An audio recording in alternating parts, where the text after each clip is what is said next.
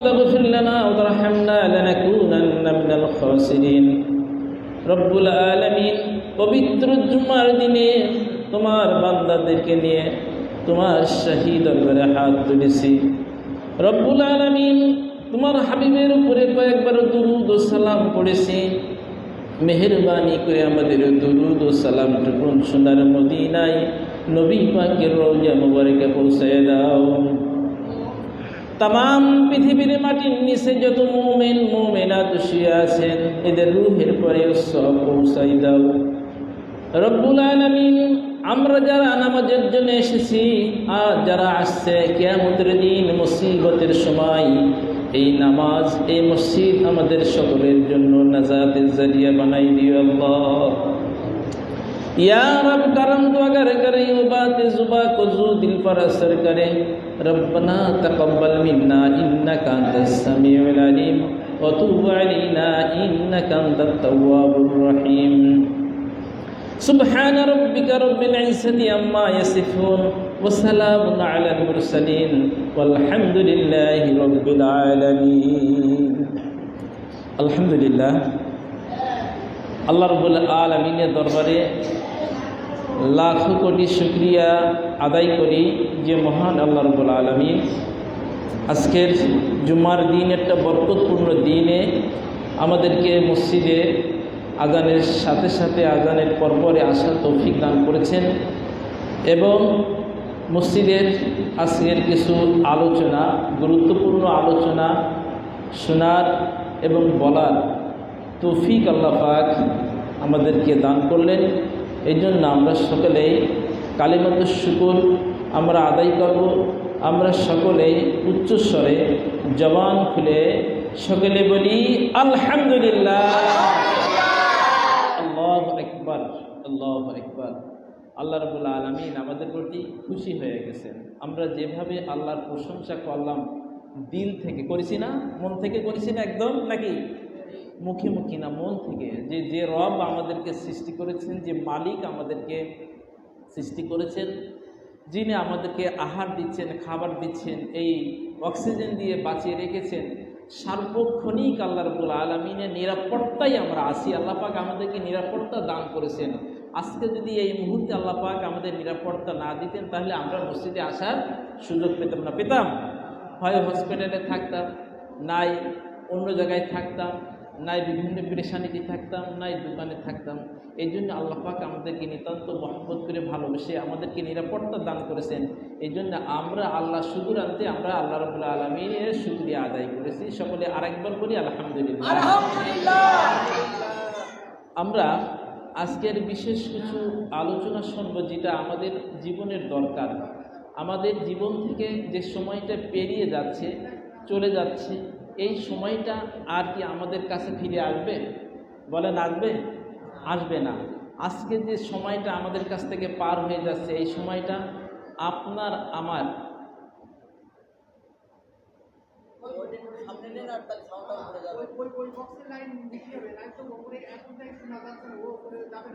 বলছি কি, যেটা করা লাগবে তোমরা করো, আমি আমার কথা বলি, হয়ে গেল। অপারেটর যে আছে সে সেবারে কাজ করুক, আমি আমার কথা বলি, সমস্যা নেই। আমার এখানে কোনো সমস্যা না, তাই মাইক্রোফোনে, তাহলে ঠিক আছে। এগুলো তোমরা তোমাদের কায়দায় হিসাব করো। আলহামদুলিল্লাহ, যে কথা বলছিলাম যে আমরা আমাদের বিষয়গুলো হচ্ছে যে আল্লাহ রাব্বুল আলামিন আমাদেরকে হায়াত দিয়েছেন। আজকে আমাদের জীবন থেকে যে সময়টা পার হয়ে যাচ্ছে এইটা কি আর কালকে পাওয়া যাবে? লক্ষ টাকা দিয়ে, কোটি টাকা দিয়ে হলে আমাদের কি হায়াতের সেই সময়টাকে আর পাবো? বলেন, আমরা পাবো না। কারণ কি পাবো না? এই কারণ কি, এটা আমাদের কাছ থেকে পাঁচ আমাদের কাছ থেকে অতিক্রম হয়ে যাচ্ছে। এই জন্য দুনিয়ায় যতদিন আপনি আমি বেঁচে আছি, দুনিয়ায় যতদিন থাকবো ততদিন আমাদের কি করতে হবে? ভালো কাজগুলো করতে হবে। কি কাজ? ভালো কাজ। এই ভালো কাজটা কি? নিজের সংসারের জন্য নয়, শুধু নিজের সংসার গুছাবো, আমরা আমাদের আখের গুছাবো এই চিন্তা ভাবনা করব না। যে আমাদের চিন্তা ভাবনা থাকবো আমি কিভাবে বাঁচবো, আমার আহাল বর্গ কিভাবে বাঁচবে, এই চিন্তা করতে হবে। কোথা থেকে? কিয়ামতের ময়দান থেকে এবং জাহান্নামের আগুন থেকে কিভাবে বাঁচবো, এটা দেবে।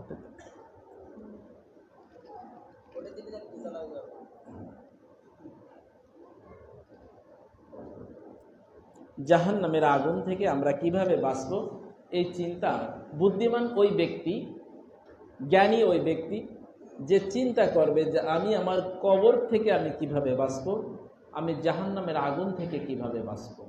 এই ব্যক্তি হচ্ছে বুদ্ধিমান। দুনিয়ায় যদি কেউ কোনো কিছু সফলতা অর্জন করে, ওর সফলতা দুনিয়ার জন্য ঠিক আছে, কিন্তু আখিরাতের সফলতা ওর ভিতরে কিছুই নাই। আবার কিছু কিছু ব্যক্তি আছে দুনিয়ায় সফলতা খোঁজ করে, আখিরাতেও সফলতা খোঁজ করে। ওই ব্যক্তি হচ্ছে কামিয়াব, ওই ব্যক্তি হচ্ছে তার জীবন সার্থক, যে দুনিয়ায় বাঁচার জন্য, দুনিয়ায় চলার জন্য যতটুকু আমার প্রয়োজন সেই সফলতা আমি অর্জন করেছি। পক্ষান্তরে আখিরাতের সফলতাও আমি অর্জন করেছি। এখানে চেয়ারটা দাও, চেয়ারটা। আখিরাতের সফলতাও আমরা অর্জন করেছি। এই হচ্ছে আমাদেরকে কাম্য থাকবে। এই জন্য আসুন আমরা আমাদের আখিরাতের সফলতা কিভাবে আমরা করব, সেই আলোকে কিছু আলোচনা শুনবো ইনশাল্লাহ। এই আলোচনা আমরা যদি শুনতে পারি তাহলে, আর আখিরাতের হিসাব যদি আমরা আমাদের জীবন থেকে মিলাই নিতে পারি আজকে, তাহলে আমাদের জীবনটা হয়ে যাবে ধন্য। আমরা পারবো তাহলে আমাদের জীবনের সফলতা অর্জন করতে ইনশাআল্লাহ। জুম্মার দিন অল্প সময়, এই সময়ের ভিতরে আমরা কিছু কথা শুনবো, কিছু আলোচনা শুনবো, যেটা আপনার জীবনের সফলতা বয়ে নিয়ে আসবে। এই জন্য আমাদের উচিত যে, এটা কি রাখতে হবে? আমাদের উচিত যে আমরা দুনিয়ার সফলতা বেশি খুঁজবো না। দুনিয়ার সফলতা বেশি খুঁজতে গেলে আমরা আখিরাতের সফলতা অর্জন করতে পারবো না। পারবো? এই জন্য নিজে বাঁচতে হবে। আল্লাহ রাব্বুল আলামিন বলেছেন, ইয়া আইয়ুহাল্লাযীনা আমানু কু আনফুসাকুম ওয়া আহলিকুম নারা।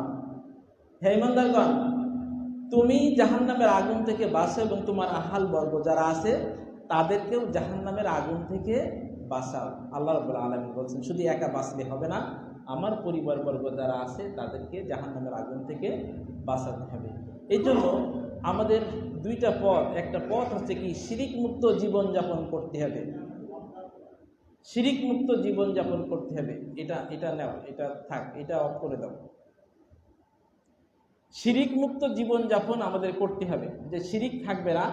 যে হাদিস শরীফে আসছে, রাসূল সাল্লাল্লাহু আলাইহি সাল্লাম বলছেন যে আল্লাহ রাব্বুল আলামিন বান্দাদেরকে ডাকবেন এবং বান্দা দেখবে যে বান্দা এমন অবস্থায় সামনে নিয়ে আসা হবে যে বান্দার আমলনামায় কোনো শিরিক নাই।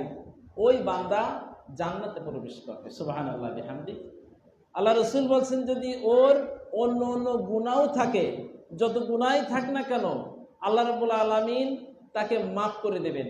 তাকে মাফ করে দিলেও দিতে পারেন যদি তার ভিতরে শিরকের মতন গুনাহ যদি তার ভিতরে না থাকে, আল্লাহ পাক তাকে মাফ করে দেবেন। সুবহানাল্লাহ বিহামদি। আবার আল্লাহ রাসূল বলছেন যে ওই ব্যক্তির সব কিছু আছে কিন্তু তার আমলনামার ভিতরে শিরক ঢুকে গেছে, ওই ব্যক্তি যত ফরেজগার হোক, যত আমলকারী হোক, তার যত রকমের ভালো কিছু হোক, যত ইবাদত বন্দেগী হোক, যত তাহাজ্জুদ গুজার হোক না কেন, ওই ব্যক্তি জাহান্নামে চলে যাবে। কোনো আমল তার কাজে আসবে না, কোনো আমল কাজে আসবে না যদি শিরক থাকে এর ভিতরে। এই জন্যে উপস্থিত হাজিরিন, আজকে অন্তত আমরা একটা আমল শিখবো, একটা বিষয় আমরা জেনে নেব যে আমাদের জীবনে কত শিরক করে ফেলেছি। এই যে আমরা বলি যে অমুক দোকানে অমুক একটা মারামারি হচ্ছিল, আমি ছিলাম বলেও আজকে বেঁচে গেছে, না হালি পড়ে যেত, এতক্ষণ খবর হয়ে যেত। কি বলা যাবে এ কথা? তুমি কে? তুমি বাঁচানোর কে? তুমি কেউ না, আমি কেউ না। এতটুকু বলতে পারি যে আল্লাহর অশেষ রহমত, আল্লাহর মেহেরবানি ছিল, আমি ওখানে ছিলাম, দুইটা কথা বলেছি, সবাই চলে গেছে। আল্লাহর মেহেরবানি নাকি? এমন কথা যদি আমরা বলি, আল্লাহ খুশি হয়ে যাবে।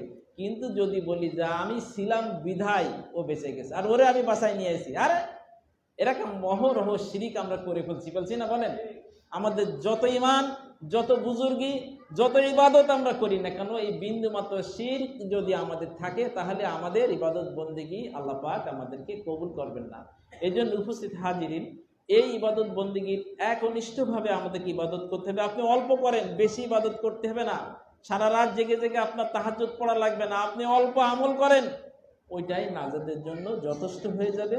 যদি শিরক মুক্ত আমার ইবাদত থাকে, আমার ইবাদতের ভিতরে কোনো ঘাটতি থাকবে না, যদি শিরক না থাকে তাহলে আল্লাহ পাক আপনাকে আমাকে মাফ করে দেবেন। এই জন্য আমরা সব সময় কথা বলবো হিসাব করে, মেপে। কারণ কি, আপনি আমি যখন কথা বলি এই কথাগুলো কিন্তু রেকর্ড হয়, রেকর্ড হয় না? রেকর্ড হয়। আল্লাহ রাব্বুল আলামিন বলেছেন, মা ইয়ালফিজু মিন কওলিন ইল্লা লাদাইহি রাকিবুন আতীদ। আল্লাহ রাব্বুল আলামিন বলছেন যে তোমার প্রত্যেকটা কথা আমি রেকর্ড করি। এই যে আমি মাইকে কথা বলছি এগুলো রেকর্ড হচ্ছে, আমি যদি ভুল কথা বলি তাও রেকর্ড হবে। কাল কিয়ামতের ময়দানে আল্লাহ রাব্বুল আলামিন বান্দাকে ডেকে বলবেন, বান্দারে আজকে তোমার উপরে কোনো জুলুম করা হবে না। তোমার জীবনের যত কথা, তুমি যা কিছু বলেছো, যা কিছু তুমি করেছো, তোমার জীবনের কৃতকর্ম, যত ভালো কাজ তুমি করেছো আর যত খারাপ কাজ তুমি করেছো, তোমার জন্য একটা ভলম বই তৈরি করা হয়েছে। ভলম বই তৈরি করা হয়েছে, 99টা ভলম বই। আল্লাহ রাব্বুল আলামিন প্রত্যেকটা বান্দার জন্য এই 99টা ভলম বই তৈরি করেছেন এবং কিয়ামতের ময়দানে আল্লাহ রাব্বুল আলামিন সামনে পেশ করবেন। আর সে বই আমাদের কি ইটিটু বই না ইটিটু খাতা? না। আপনার দৃষ্টি যত দূর যায়, আপনার দৃষ্টি যত দূর যাবে, দৃষ্টিগোচর যত দূর হবে, ওই বই, ওই ভলম বইটা অত বড় করবেন আল্লাহ রাব্বুল আলামিন।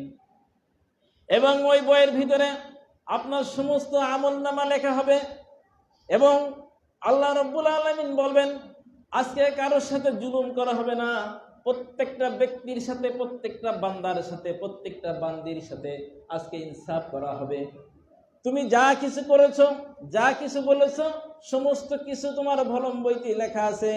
এমন সময় আল্লাহ রাব্বুল আলামিন বলবেন, তোমার ওই ভলম বইতে লেখার জন্য যে ফেরেশতা নিযুক্ত ছিল, এই ফেরেশতা কি তোমার উপরে জুলুম করেছে?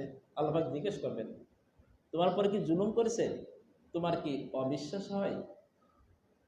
তখন সে বলবে যে না আল্লাহ, আমার পরে জুলুম করিনি, আমার অবিশ্বাস হয়নি।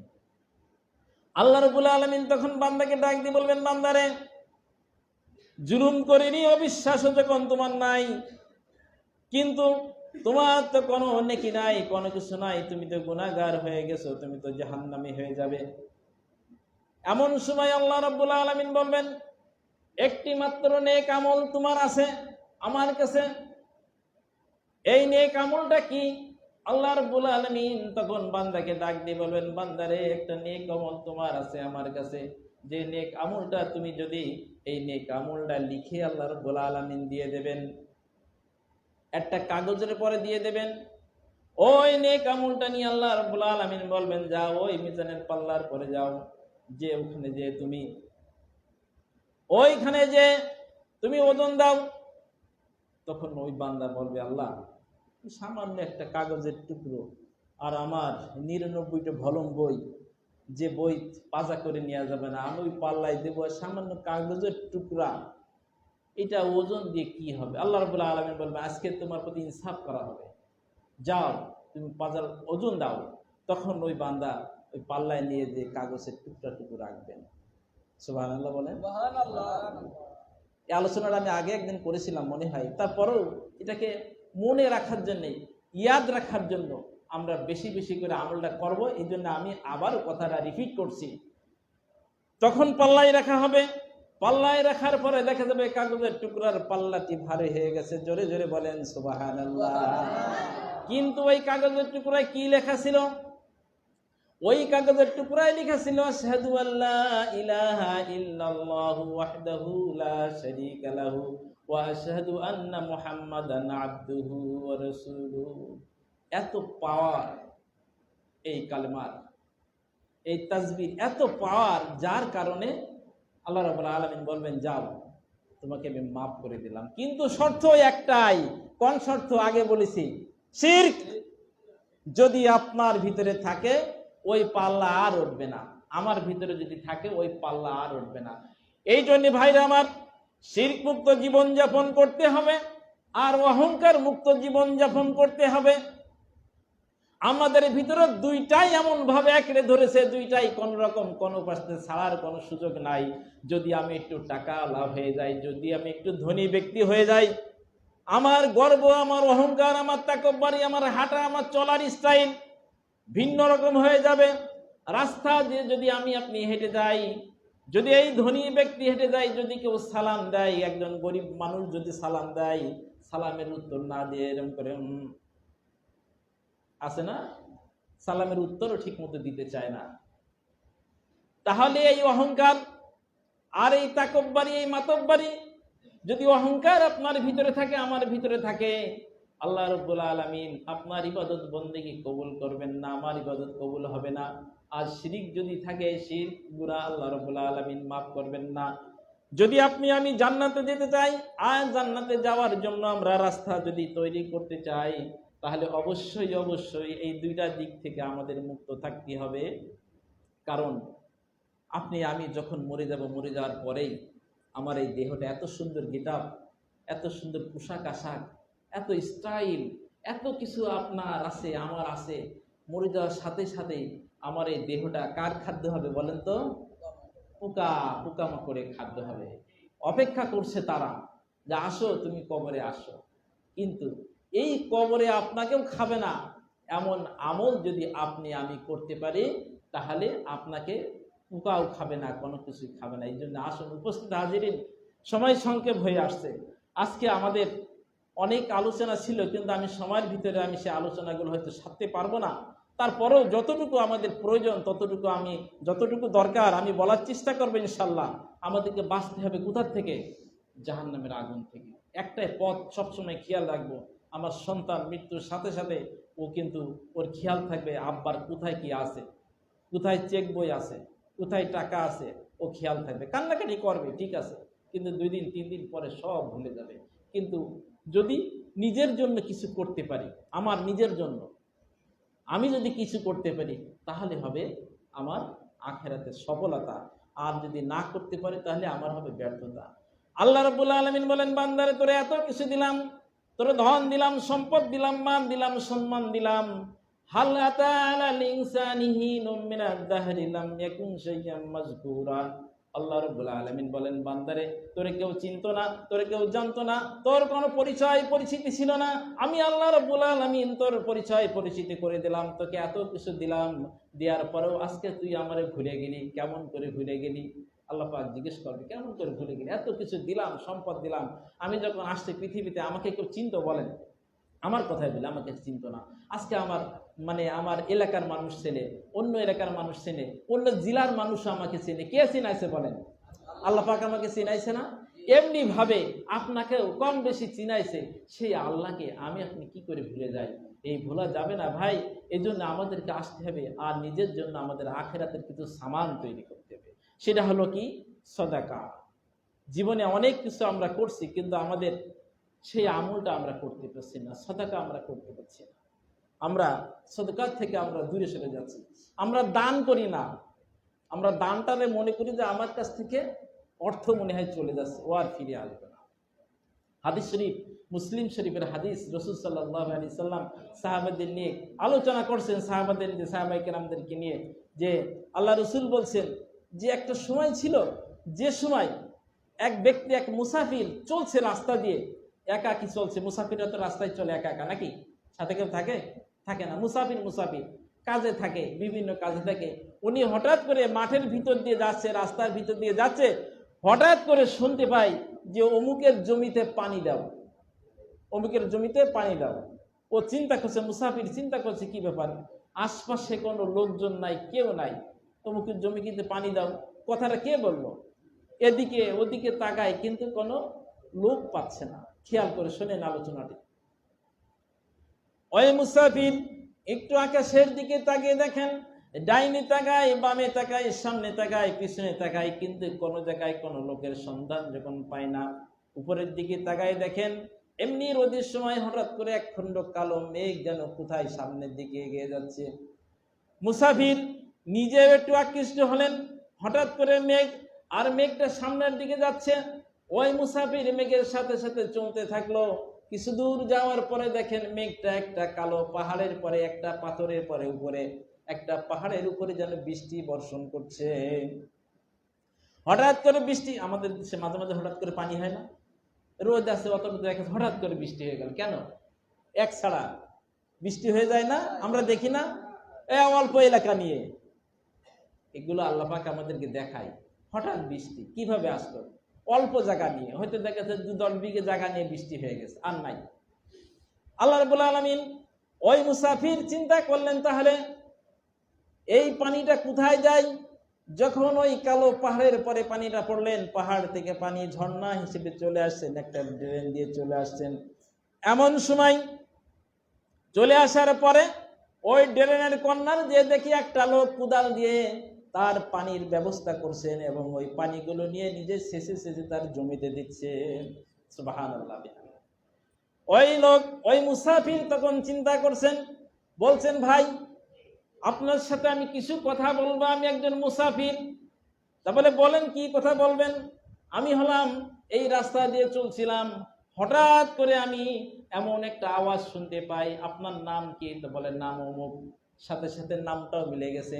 আমি রাস্তা দিয়ে চলছিলাম, আপনি ভাই কি এমন আমল করেন যে আমলের কারণে আকাশে আপনার সম্মান এত বৃদ্ধি হয়ে গেছে? আল্লাহ রাব্বুল আলামিন আপনার সম্মানকে এত বৃদ্ধি করেছেন এবং আপনার নাম আকাশে, আপনার নাম বাতাসে ভাসছে এবং আমি স্পষ্ট শুনেছি অমুকের জমিতে পানি দাও। কি এমন আমল করেন? তখন চাষা মানুষরা, আমরা যারা চাষা আছি, গ্রামে যারা বসবাস করি, এই ধরেন চাষা এসে ব্যক্তি জিজ্ঞেস করছে কি আমল আমল করেন? তা বলে, ভাই আমি কোনো আমল তেমন আমার ভিতরে নেই, তবে আমি একটা আমল করি। তা বলে কি? তো বলে, আল্লাহ রাব্বুল আলামিন আমাকে অনেক কিছু দিয়েছেন, অনেক সম্পদ দিয়েছেন, যা দিয়েছেন আলহামদুলিল্লাহ। আল্লাহ পাক যতটুকু আমাকে দিয়েছে আমি এই নিয়ে আমি সন্তুষ্ট। আল্লাহ পাক যা দিয়েছে এই নিয়ে সন্তুষ্ট। আমাদের কিন্তু অনেকের আশা থেকে, আরে আমি যদি 2 তলা বাড়ি মালিক হতে পারতাম, আমি যদি একটা গাড়ি কিনতে পারতাম, এই যে আফসোস, এই আফসোস নিয়ে থাকা যাবে না। আল্লাহ পাক যা দিয়েছে এর পরে খুশি থাকবেন, রাজি থাকবেন, আল্লাহ পাক আপনার বরকত বাড়াই দেবেন। সুবহানাল্লাহ। উনি বলছেন যে আমি 2টা কাজ করি, যে 2টা কাজ কি? যে কাজ হচ্ছে, আমার জমিতে যে ফসল হয় এই ফসলটারে আমি 3টা ভাগ করি। খেয়াল করে শুনবেন, এই ফসলটারে আমি 3টা ভাগ করি। এক ভাগ আমি আমার সংসার চালাই, আমার বছরে যা খোরাক লাগে আমি এক ভাগ দিয়ে আমি আমার সংসার চালাই। আর একটা ভাগ আমি রেখে দিই যে এই ফসলটা দিয়ে, এই ফসলের পয়সাটা দিয়ে আগামী বছর আমি যাতে আবার নতুন করে ফসল তৈরি করতে পারি, এই জন্য আমি রেখে দিই। সুবহানাল্লাহ বিহামদি। আর আরেকটা ভাগ কি করি? যে আমি আল্লাহর রাস্তায় এটা দিই। সুবহানাল্লাহ, সুবহানাল্লাহ। এই কারণে, এই যে আল্লাহর রাস্তায় দেওয়ার কারণেই এত বরকত। কথা বুঝতে পেরেছেন? আপনি আমি বরকত খুঁজে পাই না, আপনি দেখেন, আপনি দেন, দিয়ে দেখেন। আমার হাতে মনে করেন একটা মোবাইল আছে, বা আমার হাতে একটা ফল আছে, একটা আপেল কেউ আমাকে দিলেন, আর একটা ফল আমাকে কেউ দেওয়ার জন্য দাঁড়ায় রয়েছে, তাহলে আমি কি করব? এই ফলটা, আমার হাতে একটা আপেল আছে, আমি কি আরেকটা নিতে পারবো? নিতে পারবো? আমার এই আপেলটা হয় এই হাতে নিতে হবে, নাহলে আরেকজনকে দিতে হবে। নাহলে যদি আমি আরেকজনকে দিই তাহলে ওই ফলটা আমি নিতে পারবো। আপনার কাছে 1 কেজির প্যাকেট আছে, আপনি দিয়েছেন, আরেকজন 2 কেজির প্যাকেট নিয়ে আপনার সামনে দাঁড়াইছে, হুজুর এটা নেন। আপনি যদি ওইটা আরেক হাতে না নেন, যদি আরেকজনকে না দেন, আপনি পাবেন না। কথা বুঝতে পেরেছেন? আপনাদেরকে বুঝাচ্ছি। এই জন্য দান করলে আমরা অনেকে মনে করি কমে যায়, না, কমে না, দান করলে বৃদ্ধি হয়। আল্লাহ রসুলের কথা, হাদিসের কথা মিথ্যা না, এগুলো কোনো বানোয়াট কথা না, কিন্তু আমরা দান করি না, দান খয়রাত এগুলো আমরা করি না। আপনি জাহান্নামের আগুন থেকে বাঁচতে চান? আল্লাহ রসুল সাল্লাল্লাহু আলাইহি সাল্লাম বলছেন যে জাহান্নামের আগুন থেকে বাঁচো, একটি খুরমা দিয়ে হলেও, একটি খেজুরির আঠি দিয়ে হলেও তুমি জাহান্নামের আগুন থেকে বাঁচো। সুবহানাল্লাহ, বিসমিল্লাহ। আল্লাহ রাব্বুল আলামিন দেখেন, আল্লাহ রসুল কি সুন্দর শিক্ষা আমাদেরকে দিয়ে দিয়েছেন। জাহান্নামের আগুনে কেউ পুড়তে চাই? আমরা কেউ পুড়তে চাই না? আমরা পুড়তে চাই না ভাইরা আমার। এই জন্য আসুন, আমরা সময় কম হয়ে আসছে, 1:20 বেজে গেছে, আমি দেখছি, ঘড়ি দেখছি। আলোচনা অনেক ছিল, কিন্তু আজকের আলোচনাগুলো আমি সেভাবে সাজিয়ে গুছিয়ে আপনাদেরকে বলতে পারছি না, কারণ কি অল্প সময়ের কারণে আমাদেরকে জাহান্নামের আগুন থেকে বাঁচতে হবে।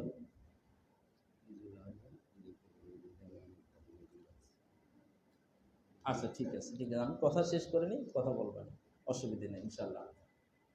এই জন্য আমাদেরকে জাহান্নামের আগুন থেকে বাঁচতে হবে। আজকে আপনি যেটা সদকা করবেন এটাই কিন্তু আপনার জাহান্নামের আগুন থেকে বাঁচার একটা উপায়। আপনি মরে গেলে আপনার সন্তানরা কি করবে না করবে এটা ভাববেন না, যে আমার সন্তানরা আমাকে জান্নাতে দিয়ে দেবে, না। কবরের আযাব থেকে বাঁচাবে, না। কবরের আযাব থেকে বাঁচাতে পারবে না, কিন্তু আপনার সদকা আপনি যেটা করে দেবেন এটা জাহান্নামের আগুন থেকে আপনাকে বাঁচাবে, কবরের আযাব থেকে আপনাকে বাঁচাবে। সদকা এমন একটা জিনিস, আমি আগেও জুমাইতে মনে হয় বয়ান করেছিলাম যে সদকা এমন একটা জিনিস, কবরের ভিতরে যখন আমরা ঢুকে যাব তখন ঢুকে যাওয়ার পরে বিভিন্ন ধরনের আযাবের ফেরেশতা আসবে, কিন্তু আপনার সদকা দাঁড়ায় থাকবে। এসে বলবে কোথায় যাও? বলে আমি যাবো ওই কবরের ভিতরে অমুকের আযাব দেওয়ার জন্য। বলে না, কোনো রকম সম্ভব না, আমাকে চেনো, আমি হলাম সেই সদকা যে দান করেছিল মসজিদে মাদ্রাসায়, যে ব্যক্তি দান করেছিলাম সেই, এখানে আসা যাবে না, যাও। হটিয়ে দেবে, হটিয়ে দেবে। এখনকার কথাটা শুনতে মনে হচ্ছে যে কি হবে, কবরে যাহাই হবে। না বাবা, না ভাই, না বন্ধু, যারা আমরা আছি এখানে আজকে এখানে, আমরা নিজেরা একটু তৈরি হয়ে যাই। কবরে যাওয়ার প্রস্তুতি নেই, কখন কোন সময় আমরা প্যাকেট হয়ে যাব, কখন কোন সময় মালাকুল মউত হাজির হয়ে যাবে আমরা কেউ বলতে পারবো না। পারবো কেউ? বুঝতে পারবো কখন আসবে আজরাইল, কখন আসবে? না, কখন চলে যাব দুনিয়া ছেড়ে কেউ বলতে পারবো না। এই জন্য আমরা সাবধান হয়ে যাই এবং আমরা বেশি বেশি করে সদকা করব, দান করব আল্লাহর রাস্তায়। এ নিয়ত আমাদের আছে তো ইনশাআল্লাহ। আমি একটু প্রসঙ্গ পাল্টিয়ে নেই, যেহেতু সময় কম হয়ে আসছে। আমি আরো কথা বলতে চেয়েছিলাম কিন্তু সেই কথা আমি বলতে পারছি না। আমরা একটু প্রসঙ্গ পাল্টে যাই যে আমরা আপনাদের এই ঐতিহ্যবাহী যে এখানে আমাদের যেটা হেফজখানা আছে, আছে না? আছে। আজকে কি আপনাদের দান অনুদান এবং আজীবন সদস্য যারা আমাদের ছিলেন বা আছেন এদের অনুদানটাই বেশি, আর আপনারা বিশেষ করে গ্রামবাসী, আমরা মহল্লাবাসী যারা আছি, আপনাদের প্রচেষ্টা এবং আপনাদের আন্তরিকতার বিন্দু মাত্র ঘাটতি নাই, আমি জানি বিন্দু মাত্র ঘাটতি নাই। যদি থাকতো তাহলে এই মাদ্রাসা, এই হেফজখানা আজকে 2 তলা হতো না, হতো? বলেন, কত জায়গায় হেফজখানা দেখেন টিন পচে যাচ্ছে, একটা বাঁশ লাগানোর সুযোগ নেই, লোক নেই, তাই না? দেয়াল ভেঙে যাচ্ছে, নষ্ট হয়ে যাচ্ছে, কিন্তু লাগানোর সুযোগ নেই। আলহামদুলিল্লাহ আমাদের হেফজখানাটা এত সুন্দর হেফজখানা, যারাই আসে বাইরে থেকে, যে সমস্ত উলামারা আসে, যে সমস্ত আলেমরা আসে, অনেক আলেম ইতিমধ্যে আমাদের এখানে এসেছে, মাদ্রাসা পরিদর্শন করে গেছে, তাদের কাছে খুব ভালো লেগেছে, বলছে যে এত সুন্দর গ্রামের ভিতরে একটা মাদ্রাসা। এর যে স্বীকৃতি, আর এই যে যেটা এরা বললো যে আপনাকে যেটা খুশি করার জন্য একটা কথা বললো, সুন্দর একটা কথা বললো, ভালো লাগা কথা না এটা আমাদের নাকি? যে সুন্দর, এত সুন্দর একটা মাদ্রাসা, তৃপ্তিটা কাদের? আমাদের লাগছে না? ইনশাল্লাহ আমাদের প্রচেষ্টা এটা হয়েছে। এই জন্য এই মাদ্রাসার দিকে খেয়াল আমরা করবো সকলেই। এই জন্য এই মাদ্রাসার অনেক কাজ বাকি আছে। আজকে আমরা অর্থের অভাবে কাজগুলো সম্পন্ন করতে পারছি না। কিছু ওয়াদাকৃত টাকাও আমরা বলেছিলাম, বিশেষ করে রমজানে বা ঈদের সময় আমরা কিন্তু কিছু ওয়াদা করেছিলাম না? বলেন, করেছিলাম। আজকে কিন্তু আমরা এই টাকাটা অনেকেই দেইনি। আপনারা আমার কথায় যেন কেউ কষ্ট পাবেন না, কষ্ট পেলে আমি বলবো না। কষ্ট পাবেন? বলবো? অনুমতি দিচ্ছেন? সকলের জন্য, আমিও যদি এর ভিতরে থাকি, আমার মাদ্রাসার যদি সভাপতি সাহেব এর ভিতরে থাকে, আমি তাকে উল্লেখ করে বলছি, সভাপতি সাহেব হয়তো নাই, জুমা এখানে নাই, যদি উনিও থাকেন আমি তাকে উল্লেখ করে বলছি যে দেখেন আপনারা যা ওয়াদা করেছিলেন এই ঈদে, 2 ঈদে বিশেষ করে অনেকেই এই ওয়াদাকৃত টাকা কিন্তু আপনারা দেননি, অনেকেই দেননি। ঠিক কি না বলছি? ভুল বলছি নাকি? অনেকেই দেননি। তো আপনাদের কাছে আরজ করব, অন্তত পক্ষে একটু নিয়াত করেন যে আমি যে ওয়াদা করেছিলাম, আজকে আপনি ওয়াদা করেছেন, এই ওয়াদা করা অবস্থায় আপনি এই দানটা নিজে হাতে করে যেতে পারলেন না, নিজে হাতে করতে পারলেন না, এর মতন হতভাগা, এর মতন কপাল পুরো আর কেউ নাই। আরে আপনি তো ওয়াদা করলেন আল্লাহর ঘরে, আল্লাহর নবীর ঘরে, যে আমি ওয়াদা করেছিলাম, আজ 1 বছর হয়ে গেল কি 6 মাস হয়ে গেল, আল্লাহ পাক আপনাকে অনেক সচ্ছলতা দিয়েছে, অনেক সুযোগ দিয়েছেন, কিন্তু আপনি দেননি, আপনি দেওয়ার চেষ্টা করেননি, এই জন্য আপনার দেওয়ার সুযোগ হয়নি। এই জন্য আজকে আমরা নিয়াত করব যে যে যা ওয়াদা করেছে, আজকে যদি আপনারা বলেন যে কারা কারা অনেকে ওয়াদা করেছিলেন, হয়তো নামও খেয়াল নেই যে আমি করেছিলাম নাকি, মনেও নাই। এই জন্য যদি আপনারা অনুমতি দেন নামগুলো আমরা একটু পড়ে দেব, কার কথা এইগুলো বলছি না, শুধু নামগুলো একটু পড়বো এই কারণেই যে যাতে মনে থাকে। আর একটা সুযোগ আপনাদের করে দিচ্ছি, আলহামদুলিল্লাহ এখন থেকে, আজকে থেকে নিয়াত করেন, যারা ওয়াদা করেছেন এই সমস্ত ভাইদের দৃষ্টি আকর্ষণ করছি, আজকে থেকেই একসাথে দিতে হবে না। আমরা গত 2 দিন আগে একটু বৈঠক করেছিলাম, এই বৈঠকে আমাদের সিদ্ধান্ত হয়েছে যে সমস্ত ভাইরা, বিশেষ করে অনেক গরিব গুরু আছে ঠিকমতো টাকা একসাথে জোগাড় করে দিতে পারবে না, আমরা একটা খেয়াল করেছি, আমাদের খেয়াল জেগেছে যে বিশেষ করে প্রতি শুক্রবার সপ্তাহে একটা দিন আমাদের আলতাফ হোসেন কালু